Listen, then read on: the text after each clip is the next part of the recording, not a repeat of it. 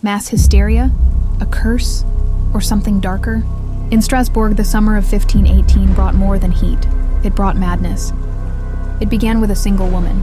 Frau Trophäa stepped out into the sweltering morning and began to dance in the narrow streets of Strasbourg.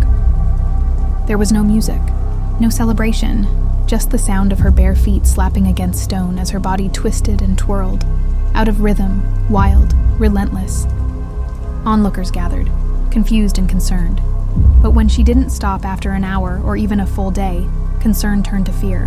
By the third day, she was still dancing, exhausted, trembling, bleeding.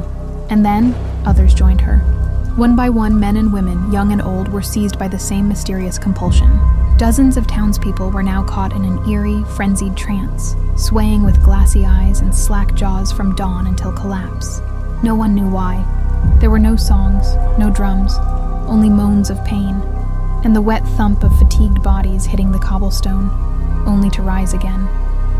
Some claimed it was mass hysteria, a reaction to extreme stress from famine, disease, and political unrest. Others whispered it was a curse, God's punishment, or perhaps the devil's dance. The more superstitious believed it was the spirit of Saint Vitus, known to curse the sinful with uncontrollable movement. The city's physicians disagreed, citing hot blood as the cause and prescribing only one cure: more dancing.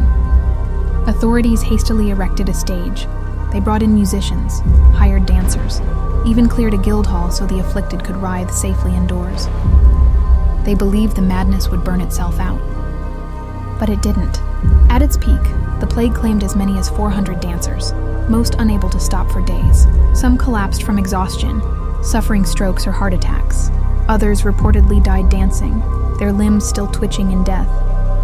The streets echoed with grief and disbelief as citizens wept for loved ones who never stopped moving. Finally, the city officials reversed course. They banned music and closed public gathering spaces. The afflicted were loaded onto wagons and taken away to a mountaintop shrine to Saint Vitus, barefoot and broken.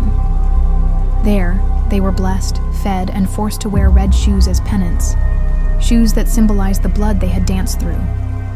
The madness ended as suddenly as it began. To this day, historians debate what really happened. Was it ergot poisoning? Psychological trauma? Collective delusion? No one knows for certain. The dancing plague remains one of history's most bizarre and chilling unsolved events. A tragic ballet that blurred the line between body and mind, faith and fear. And it all began with one woman, dancing alone in the street.